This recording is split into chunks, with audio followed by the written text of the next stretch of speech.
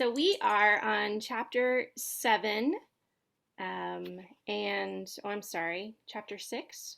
Chapter 6, creativity and the divine. So to create is to pray. And our traveling companion this time, Hildegard of Bingen. And so I'm curious if you got a chance to read this ahead of time, what stood out for you about creativity as prayer?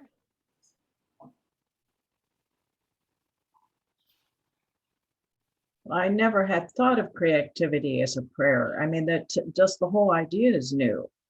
And then I guess the other thing was the fact that there's so many different avenues of creativity. Even my gardening this morning, you don't, I never thought of it really as being creative, but of course it is. So that's what stood out to me. Yeah, so it opens up a new avenue for you to consider in Right, terms of, right. of a prayer practice, prayer life. Absolutely. Who else? Well, I have I've been a dancer, and I have sometimes felt um, like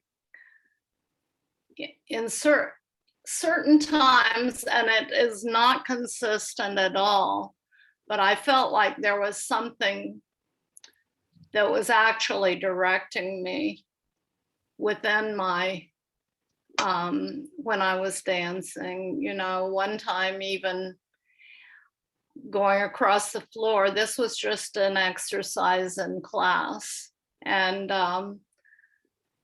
everybody just stood back, and I went across, and I wasn't always the best or anything. It wasn't that I was the best person on the floor, but at that time I was, and it was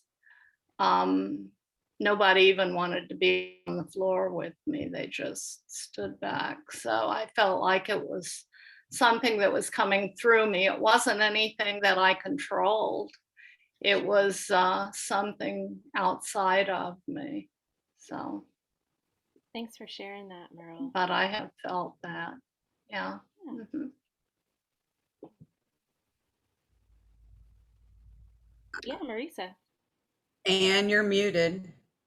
Oh, I thought I was unmuted.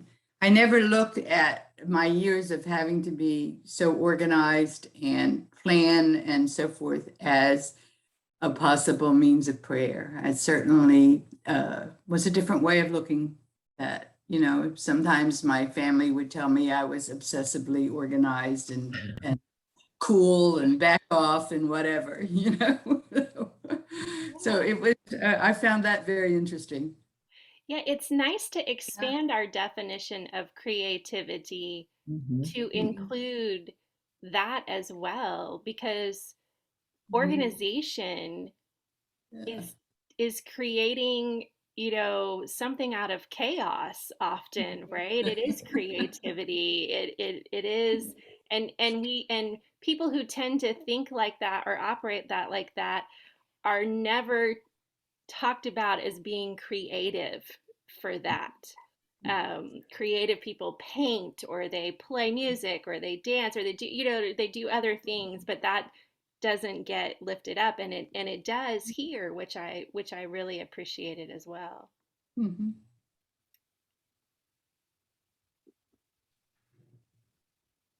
Anybody else? What resonated for you? I just want to echo what you just said and has already been said. I guess I would be characterized probably as a right brain person, and I used to always think of creativity as the people who could make a beautiful piece of artwork, or who had this amazing voice, or could play an instrument, or from memory, or but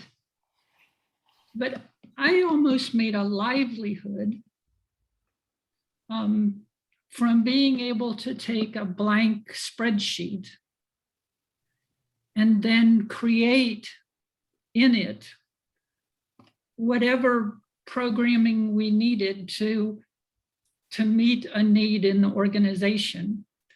And for me, I would tell myself that that was a creative gift that I had, but I never thought of it in a manner of prayer. Yeah. Yeah. I will tell you that one of the things that resonated for me in this chapter was talking about the fact that we get the message a lot of times early on that we aren't creative.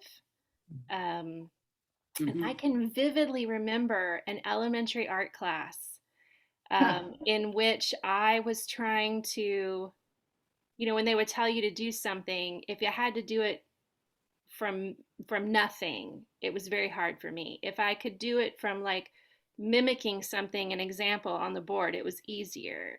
And I'm a perfectionist, and I'm what you would call type A, right? And very organized and detail oriented. And I remember the teacher coming over and glancing at what I was doing and making some comment about how art really clearly wasn't my thing. And I better make sure there was always something to copy and not do something original. And how much that inhibited me over the years Yeah. thinking about doing art, right? And so much so that I went to a retreat for pastors. This was around 2014, and it was a lot more left brain than what I was used to. There was a lot of time for silence. It was really sort of my first introduction to some different kinds of spiritual practices. And we would read poetry, and we would talk about poetry, almost like we do Lectio Divina with scripture, right? We'd talk about the phrases in the poem that spoke to us, or song lyrics and things. And they had us do this exercise one day with prayer and painting in partners. And as if I was not anxious enough about having to paint already with watercolors, which I hadn't done in years, they paired me with someone who was essentially my boss in a lot of ways. I mean, he was the director for the Center for Clergy Excellence, so he kind of oversaw all the pastors as they were coming through the Board of Ordained Ministry and everything. And I just remember like panicking about what he would think about my pathetic little drawing, right? Because you had to reflect on each other's drawings and stuff. And how kind and gracious he was to me when he realized that I was about ready to have a panic attack because I had to paint, and pray. And so we still joke with one another about that to this day, because a few years ago on a pastor retreat where I was leading residents in ministry, I offered painting during prayer as an exercise for people, and I texted my friend David from before, and I said, "Look, I made people paint today, and be creative." Yeah. And some people liked it, and some people didn't. I actually offered it as one of several things, so they weren't stuck doing that like I had been. But it just the shift that had happened in those several years in between freaking out about having to paint, and then like, oh, this would be a great option for people, and I paint and do that. Or coloring has become something that I've enjoyed as well, so hence the coloring sheets that you received for this week. So there's so many different things, and it's all about us being made in the image of God, right? God, who is the creator, who is creative, and we're made in his image with that creative energy as well. And so I loved how they talked about that at the beginning. On page 91, they talk about Hildegard, and the visions that she received, and how she was a strong voice in church reform. but she was a poet and a visual artist and a musician and a healer and a gardener. Um, that she had this creative power, this greening power that just kind of seemed to flow from her. Um, my mom did not consider herself to be a creative person. She was also very much a spreadsheet kind of girl. Um, and she just never really did think of herself in that way. She wasn't artsy. Um, but I'm sitting here in a room today with two of the things that she made by hand. So there's a big fabric piece on the wall behind me with the birds. I don't know if you can tell from where you are Yeah, on the that's screen, but beautiful. Yeah. Beautiful. the birds are standing out because she stuffed them from behind, so it's stretched on canvas and she Mm. stuffed them from behind.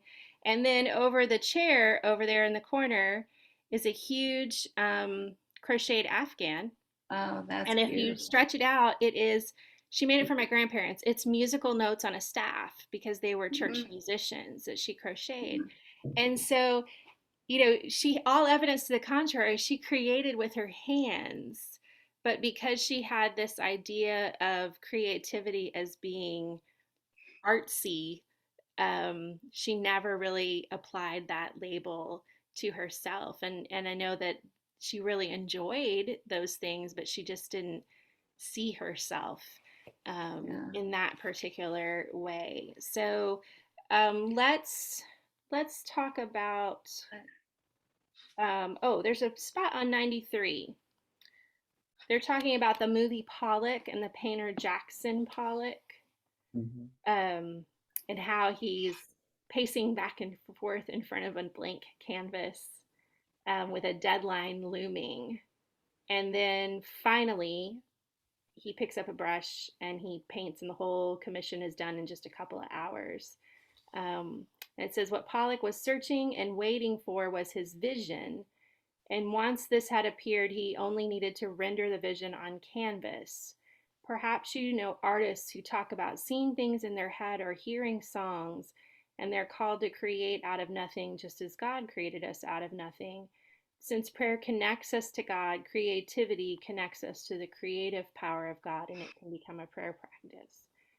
Yeah. Lots of people are, you know, there are lots of artistic people like Pollock who can just see something in their head and create it in that way. And then there are lots of other people who Yeah. don't operate in that way, and they're creative too, right? It's Yeah. it's lifting that up. I will say one thing that when I was in kindergarten, we were drawing, and I drew a house that had 10 windows. And the boy sitting across from me said, "That's a stupid house. You know, all houses have 2 windows here and a door here and a chimney," you know. And I didn't want to draw after that too much, but I didn't ever pursue drawing, you know, and just from that comment. But my Moses and the bulrushes in modeling clay made the special night of when the parents visited. So I did modeling clay with Moses and the bulrushes.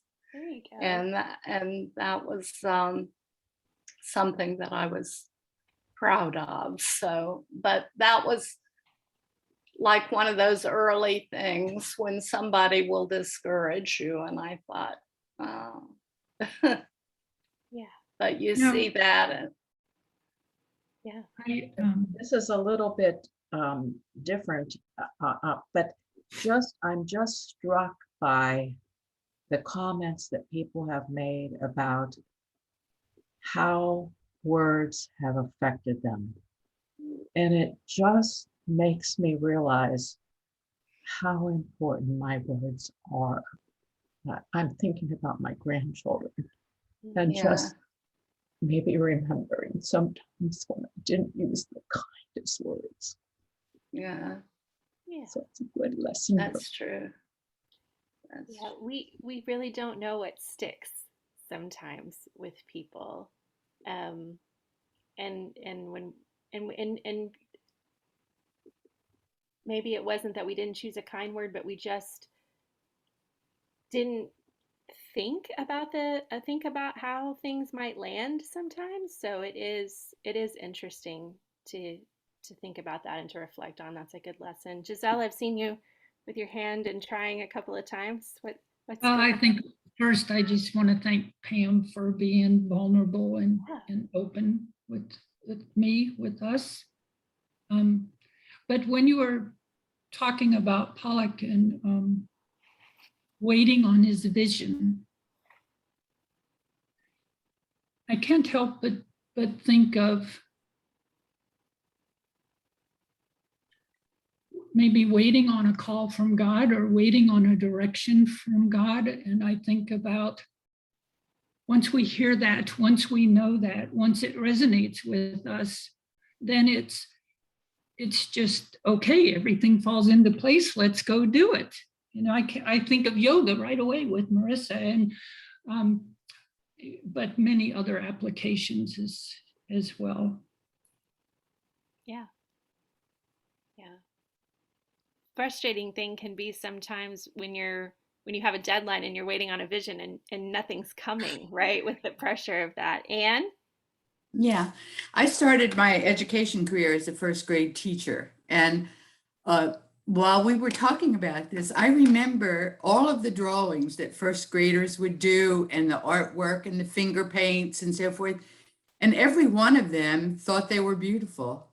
They loved them. And they would tell me the story about what they had painted and so forth. And there was never any, oh, well, I can't do this. I know that it does happen and children do make comments.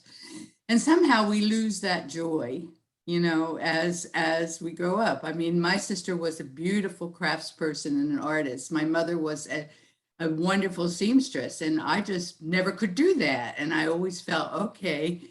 But I would tell them I can't cook, I can't sew, I don't do artwork, but I can balance your bank statement if you. So, I really liked this chapter in this book. It I gave me did too. perspective of looking at things. yeah. So on 95, oh, Marisa. I had found this and it just really resonated with me. And it is this: everyone is born creative. Everyone is given a box of crayons in kindergarten. Then, when you hit puberty, they take the crayons away and replace them with dry, uninspiring books on algebra, history, etc. Being suddenly hit years later with the creative bug is just a wee voice telling you, I'd like my crayons back, please. Yeah. Yeah. Giving ourselves permission to indulge that, to do that, and to make space for it. On page 95, they start talking about creativity as prayer, and the first thing is this one has no set form, right? Like there's a pattern for Lectio Divina, there's multiple patterns for the Examen. The Jesus prayer has special words, right? This one is really open-ended.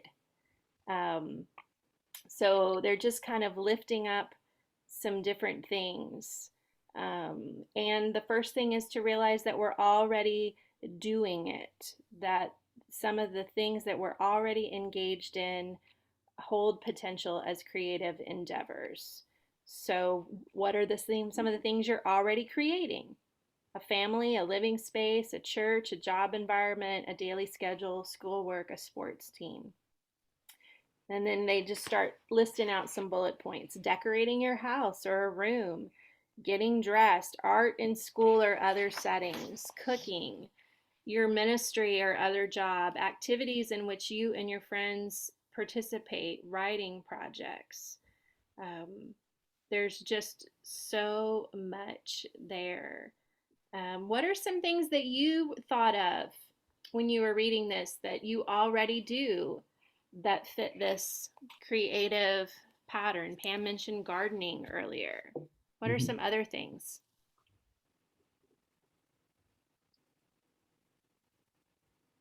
Oh, I like to bake and knit and a little bit of crochet. I can never get the sides straight, but I don't know how they do that. Maybe your mother has any has an idea, but I like that. And sometimes just telling a story about something you remember from your, telling a story about your sister or your whatever, something that's happened to you before, just something like that. I enjoy Yeah, telling, doing. So thank you. Anybody else? You gave me an idea last week, so I went online and I found some things, and I worked on it during our prayer time with the prayer warriors. Oh, okay. mm, And as names were mentioned, I filled them in on the bigger spots. Countries were mentioned, so I would do the colors of the flag. Um, Yeah. I really Beautiful. enjoy doing that. Yeah. mm. Mhm. Thank you. Anybody else? Yeah, Pam. I enjoy cooking, not a whole lot, but whenever I have a recipe, I never follow it exactly. I'm always tweaking it one way or another. And I Yeah, sort of enjoy that, especially when it comes out something that's edible. So, and yeah. also it says writing projects. And yesterday I wrote a long letter to my cousin because she's going to be celebrating a celebration of her 80th birthday, and I'm not going to be able to attend. And I thought of all the ways she had touched my life. And so it was, then it's always sort of a, oh yeah, I should write to her, oh, but I'll put it off, I'll do it tomorrow. But I did sit down and wrote her a 3-page letter with all the ways that she had touched my life. And I did like to think of it as a sort of a prayer. That's beautiful. Yeah, absolutely. Thanks for sharing that.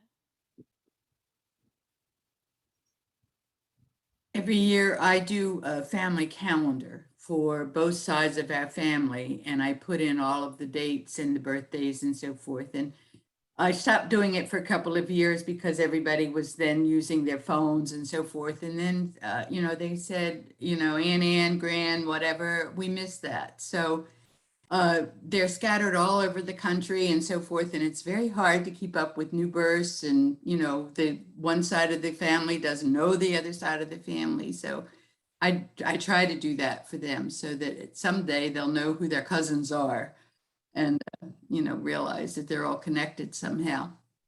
Yeah. That's nice that that's something that you had done in your organizational Mhm. brain, right? The Exactly. creative, but it's creative, and gosh, they missed it, right? And that they wanted it back. That's beautiful. Yeah, they did. Giselle? Yeah. I'm not sure if this really fits or not, but I serve on a committee, and once in a while we get to visit with people in seminary who want to be pastors, and it's our role, or my role, to ask questions, to understand where this person is, and ask questions about their readiness. And so I always pray first that God would give me insight into the reading, and then for the questions that he would have me ask, and not just the questions, but in a way worded in such a way that they can be edifying for the candidate, Mm-hmm. and yet helpful for the team. Right. And so it's creative for me. And what are the questions and how are they worded? And God is intimately involved. Mm-hmm.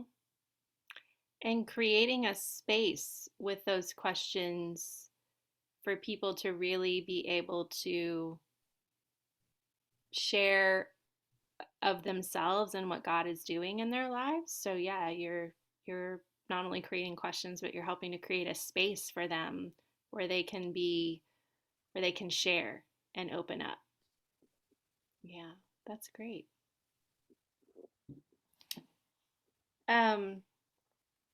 So they go on to talk about how after you've noticed some of the ways you're already creative, right? To notice what creative activities draw your attention. And then somebody in there, they mentioned, writing thank you notes to people. That a woman took this on she found herself drawn to do more with this from, it's just a task that she'd done before, but she was trying to take the time to say something special, and it became, kind of a really a prayer for her in writing notes to people. That's an incredible ministry. You mentioned, Pam, the letter to your cousin, right? I know somebody on this call sends cards and notes of encouragement to our youth, and that's a creative gift as well. And so it does mention on 97, the book, seek out the activities that draw you in and continue to notice the obstacles that arise. This is a waste of time. I can't draw, and other interior self-talk, and ask God to help you overcome them and give you the courage to continue your creative endeavor and to go on with your activity. Um, Another possibility for creative prayer is to combine creative action with other prayer practices. So if you're doing Lectio Divina and an image comes to your mind, take the time to draw it out. So it really is very open-ended. It is you engaged in something that's creative, which already is a connection with you to God and God's creative power in the world, which is still creating. We think of creation as being right just at the beginning, but God's creating power is still at work in the world. And then it's the attitude with which we approach that activity, right? I mean, because there's a way to do it where you're just not being mindful of it at all, right? You write a letter because you know you need to. You do a project because you know it needs to get done, but you're not mindful while you're doing it. And when we're mindful, then we can get to a different place with it. It becomes a prayer practice when we're being mindful and aware of it while we're doing it. Does that make sense? Mhm. Okay.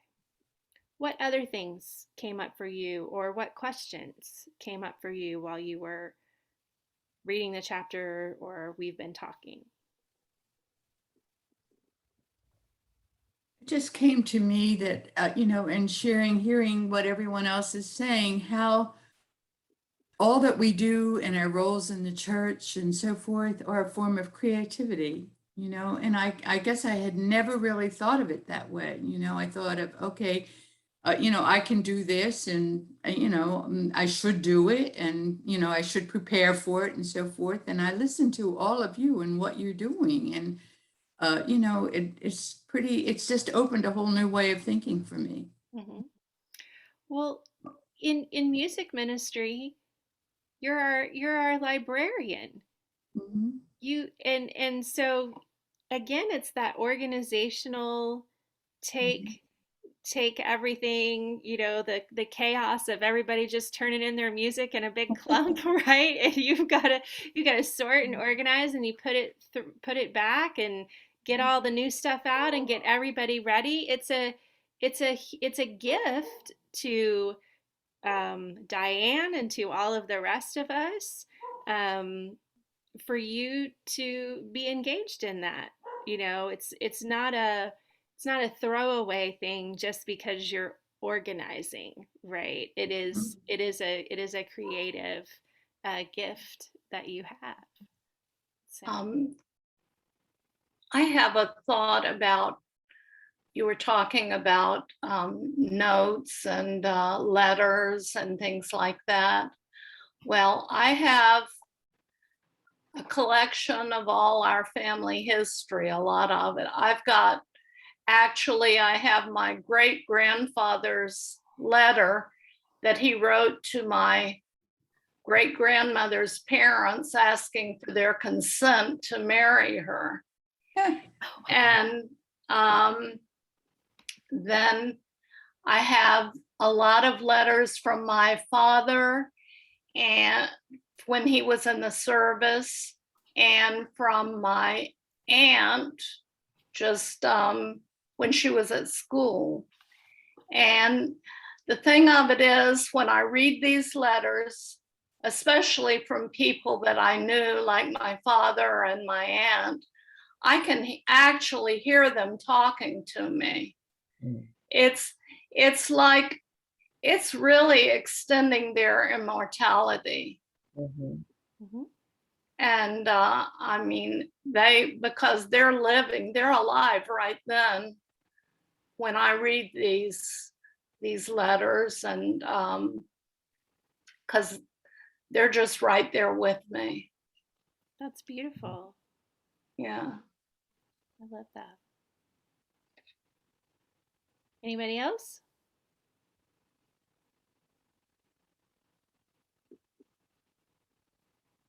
All right, you ready to take some time to do something together? Mhm. Okay. So I sent you the coloring sheets. Um, if you want to pick one of those, um, yeah, I've got one handy behind me. I would also say, in the interest of not squashing anybody's creativity, if there's something else that you'd rather be doing during this time that's creative, feel free. Turn the paper over, make your own drawing, whatever works for you. I can't abide. I can't hear you, Giselle. You answered my question. That's, I know. It took me a long time to figure that one out too. I picked that one also. It took me a while, but I finally did. Okay. All right, so I'm going to set our timer for 10 minutes because I feel like with this and with something that we've got going on, we should be okay with a little bit longer period of time today. I'm going to chime with the bell to start our time. Feel free to turn off your screen so you're not distracted. And then when the 10 minutes is up, I will chime us back in. Okay? Okay, let me ask you. I already started on mine. That's fine. Okay, thank you. No problem with that. All right. Okay, because I'm slow. Okay. It does not have to be, remember, it does not have to be, there's no expectation of perfect or a grade or No, I know you that. and your creativity, and just taking some space to be mindful of God while you're doing it. Okay? All right, here we go. Yes.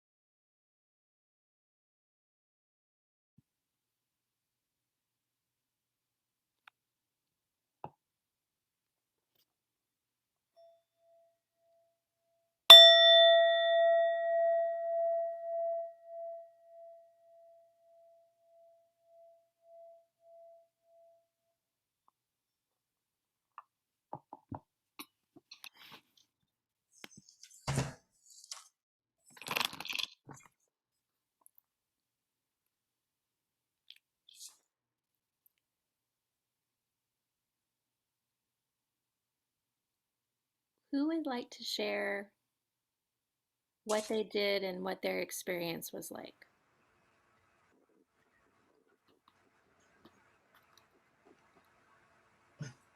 Pam.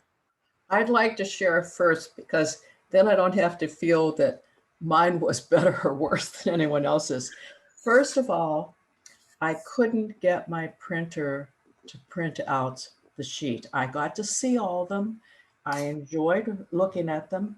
I had picked out several, and then I couldn't get them printed. Okay. So I said, well, I mean, there are lots of other options. I have other pictures I could have colored. And I just decided that I would draw one. And I was sort of frustrated by this time because I had spent quite a bit of time trying to print it out. So I drew it, but I didn't really draw it well. But I'm satisfied and happy with what I did. So it says, joy and Lord, and I enjoyed it because it's an experience I don't do very often, and I did paint with my granddaughter, my 4-year-old granddaughter, on vacation, but just experimenting with colors and stuff. But it is fun, and I think that I would like to have more fun in my life. So, that's, and I have this box of 152 crayons that was left at my house because it didn't fit in their suitcase. So I had a little trouble deciding what colors to use, but the names are wonderful. Oh, There they was one are. sunset Yeah. orange, so I liked that one. So Very enough from me. cool. Well, thank you for sharing that. And thank you for acknowledging that sometimes, you have to pivot, even, when there's stuff provided. I'm glad to hear that you persevered and you did your own thing and that it was meaningful. How was the time? I'm curious about the 10 minutes this time for folks. Did it seem too short? Did it seem too long? Usually these coloring jobs are several hours worth of work, depending on how ornate you get. So, uh, 10 minutes was extremely short. I Yeah, agree. yeah. I'd say for me that the 10 minutes was all the time I needed to to highlight the meaning of the drawing. Okay. Another couple hours, and it could have been much more ornate and and perhaps satisfying for me, but the message wouldn't have changed, and highlighting the message wouldn't have changed. Yeah. Which, by the way, Pam, is the exact same message that you drew from your mind. If you had a printer, you would have had a sheet that already had that on there. Yeah, she did good. So I just started on the Abide, just picked colors that I liked. I was all set to go with 3 different shades of purple for in this one, and then when the timer went off, it shocked me. And I was like, "Oh gosh, I have to ring the bell and figure out all the things." And so um, I found myself praying about some of the people that we had lifted up this morning as prayer requests. Um, and so, that was meaningful to be doing this, creating something pretty, and to be praying for people that I know that are going through stuff right now. And I will just say that, if you've got a couple of hours to devote to this, more power to you and great.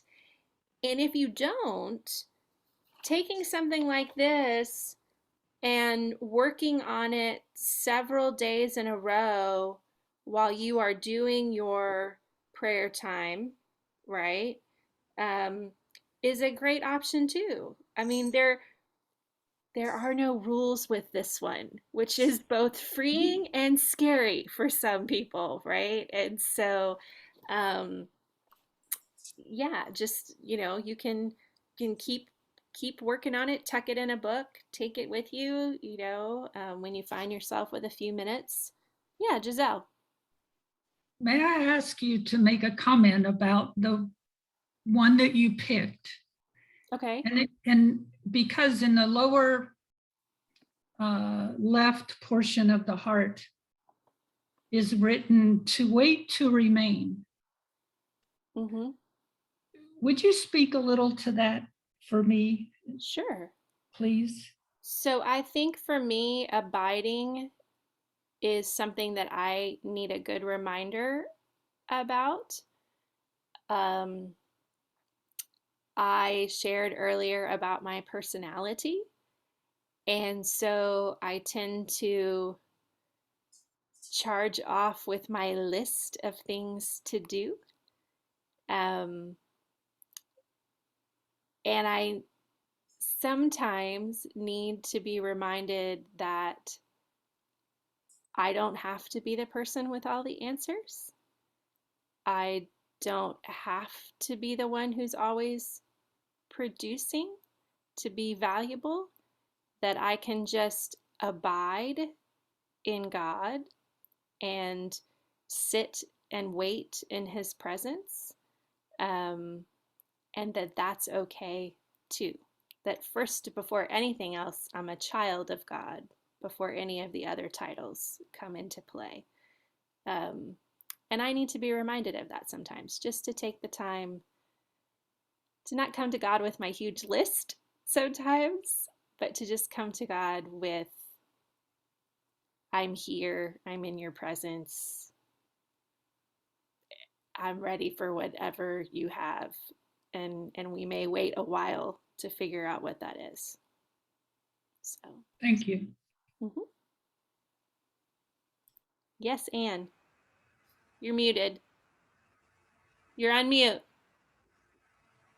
I'm sorry. That's okay. I hadn't chosen abide. At first, I had chosen the joy of the Lord as my strength because I didn't know what the word was. And then when you said abide, I said, oh boy, I'll do that.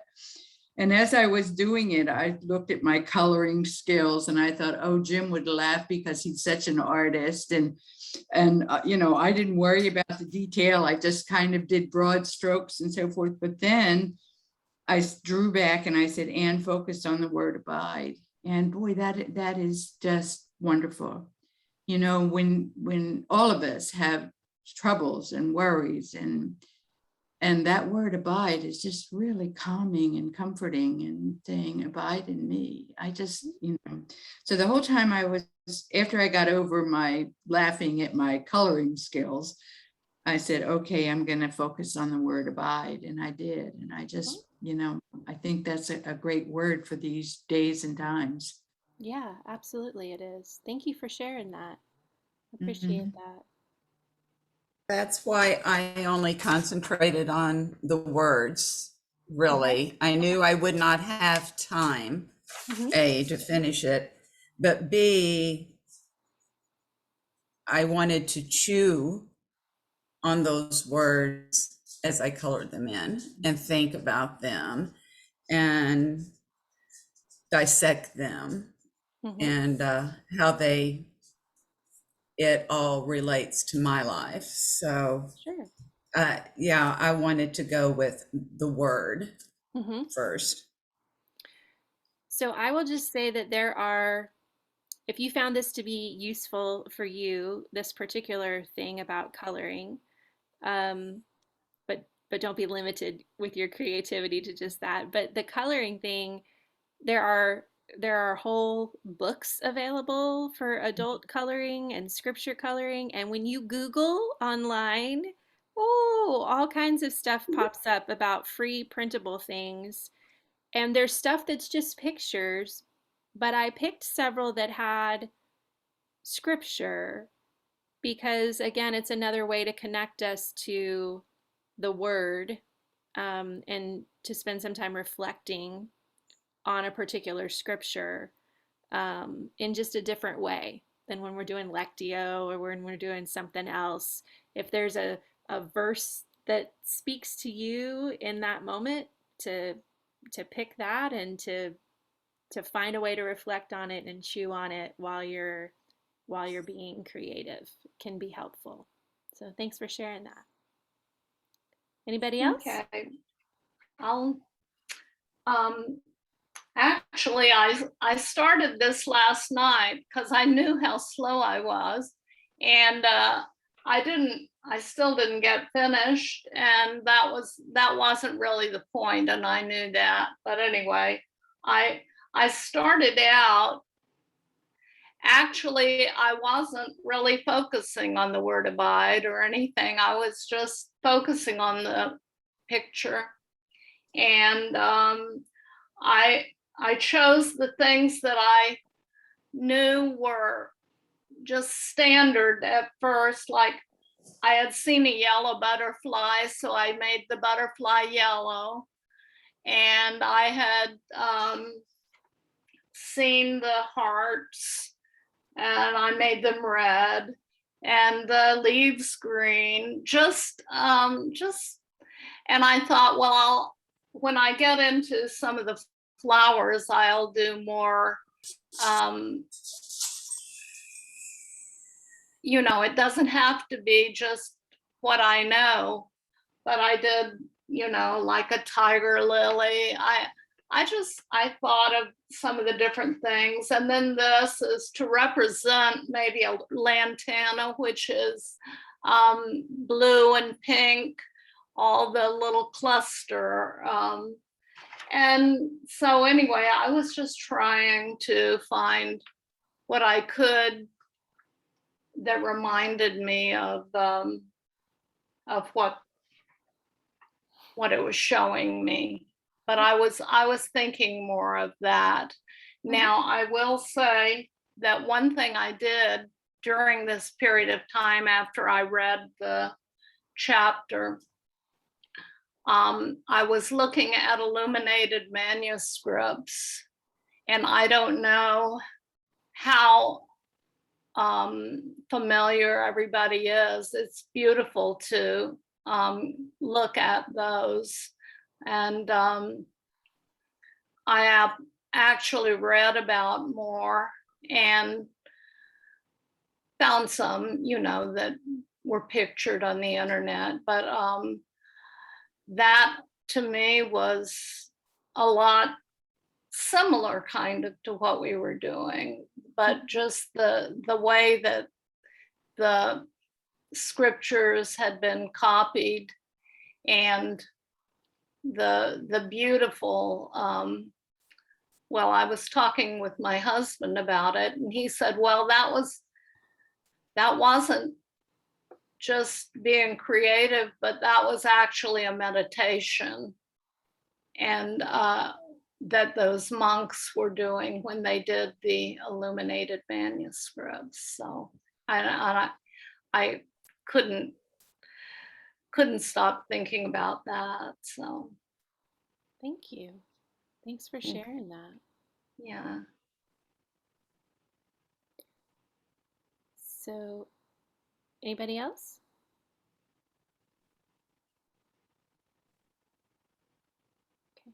I will just add that I am the least creative person here, so I just did the joy of the Lord is my strength. And but the reason that I did that, I looked at Abide for a good while, but this past month, while I have been so sick, this verse, this thought, this frame of reference has really been meaningful to me in carrying me through this past month. So and beyond, but everybody else shared about why they did what they did. I didn't share why I did what I did. Okay, thank you. I don't think that we can say